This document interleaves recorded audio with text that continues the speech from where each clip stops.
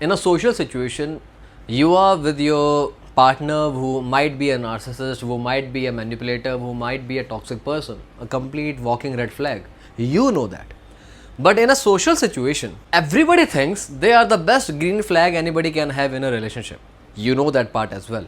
Nobody knows their true self. Nobody knows their true identity. Nobody knows their true nature, how manipulative, how toxic, how harmful, or how bad they are in this relationship, and how they are abusing you mentally, and you are not at all happy with them. But because they are such good manipulators, we also get manipulated by them. And in the social situation, we keep on wondering, why is it like nobody can see their true self? Because they are so good in manipulating everybody. But now, I'm going to share some points with you where at least you as a partner can counter those particular tactics. You can stand your ground and you can let them know that these tactics are no longer going to work on me. So what are those points? Let us find out. Now the first point, as I've written here already, you need to know in your mind what are your limits. And by limits, I mean what is that particular boundary in which you don't feel comfortable when anybody crosses that. For example, if it is some sort of a humor, you can take all the jokes on you, but you cannot take the jokes on your parents, on your children, on your family member. So that is something which you will never tolerate, right? For an example, I mean, you know this in your mind, right? So when you are in that particular social gathering, there comes a time sometimes when our partner tries to make fun of us only, right? And once they start making fun of us, sometimes they cross their certain boundaries.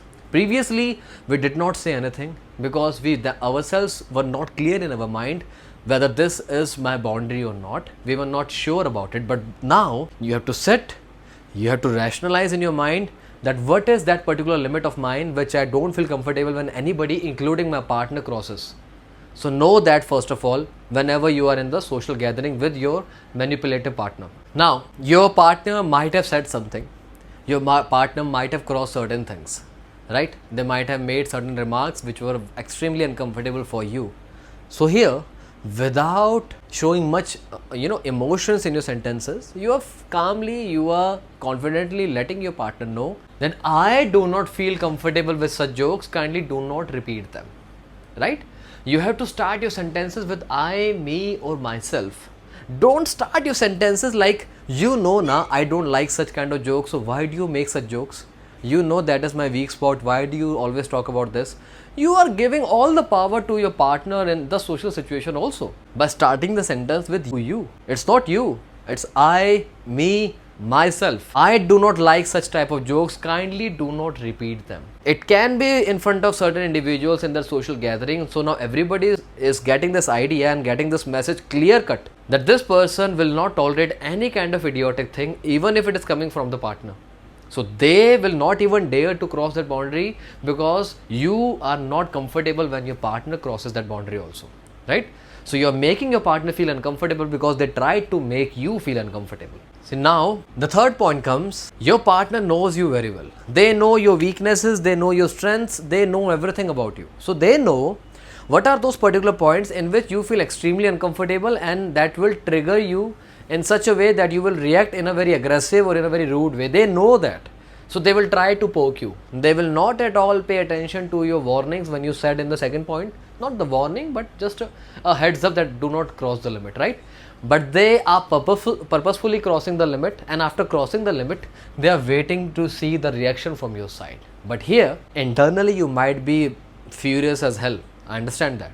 It's very humane thing to feel emotions, but try to not show them on your face. Have a very clear, transparent, neutral, calm face in which you are letting them know that I do not feel bad in this situation at all, because they were not ready that you are going to be extremely calm in this situation. They were expecting you to be reactive so that in front of everybody they can prove that yes, I was the green flag, my partner is the red one, see how rudely they are reacting to my small joke. But here you are not at all reacting. I am not saying that you are laughing at their jokes.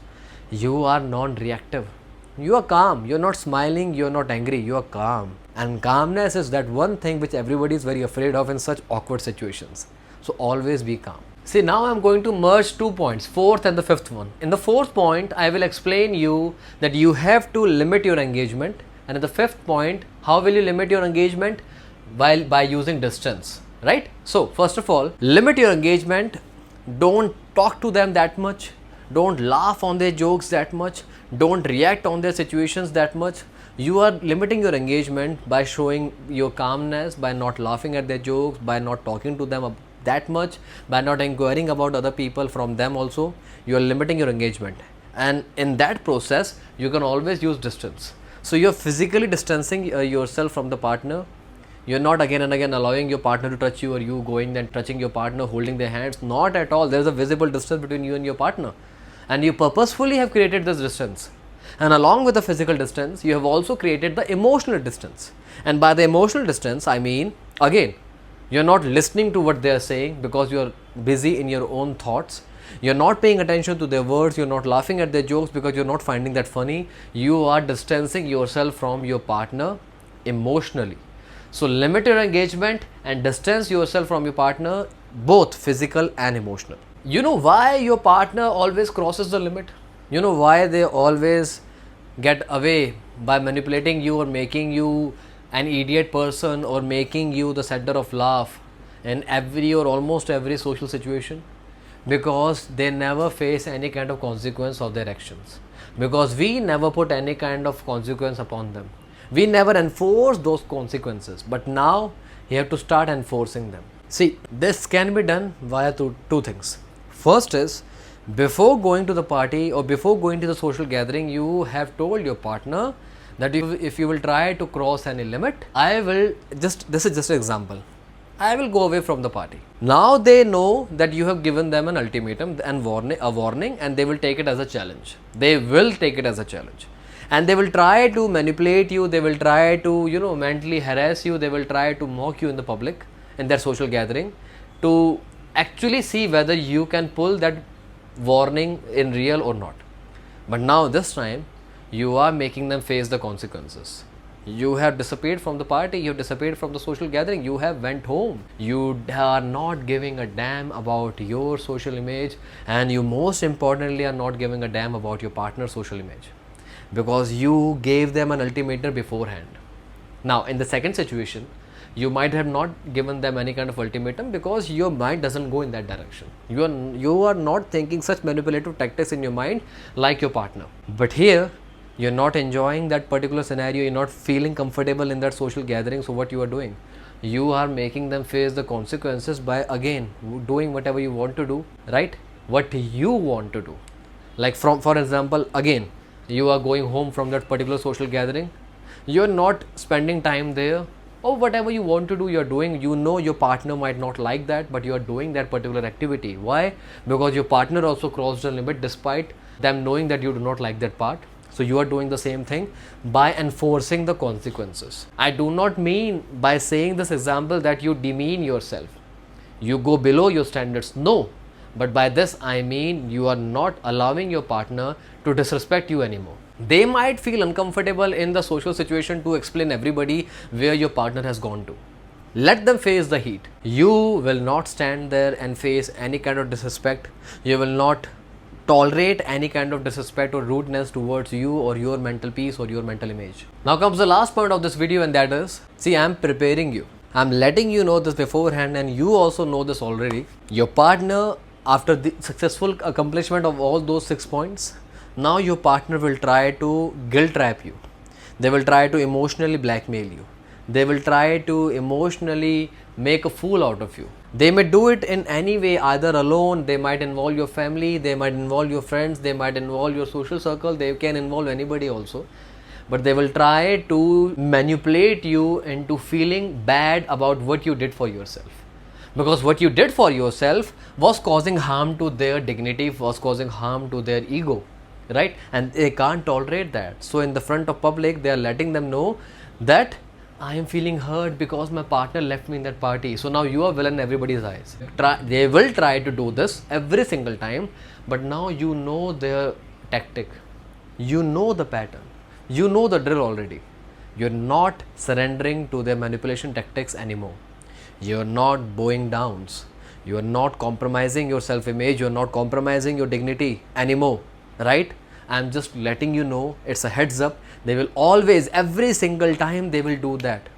So prepare yourself by not getting carried away by your emotions. Have a firm control over your emotions. After some time, they will stop attempting. The attempt may go for a very long duration, that is a possibility, but after failed attempts every single time, they will stop attempting completely.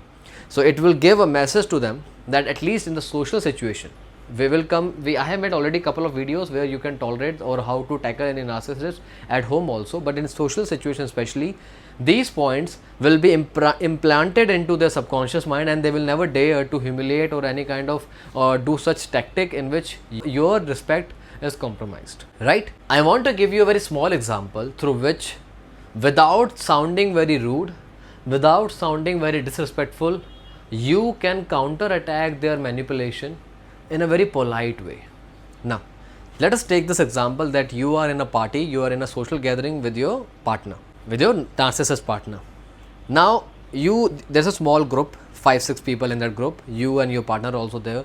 So it's been 5-10 minutes, 15 minutes, your partner is continuously talking about themselves, about, they are the center of attraction of the group, and they're not allowing anybody to speak up either. So after a couple of minutes, you are getting bored because you know how narcissist loves to be the center of attraction.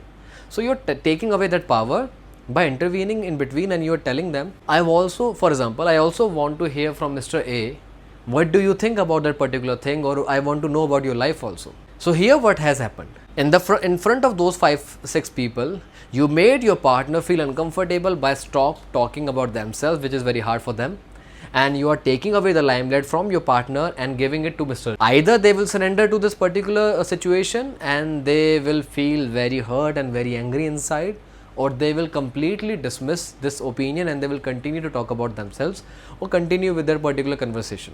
So in that situation, you will not remain in the group anymore, but you will take a small excuse like, I think my glass is empty, let me go and refill it, I'm just coming back. But you're not coming back. You have excused yourself from that particular group. You will not face any kind of disrespect, right?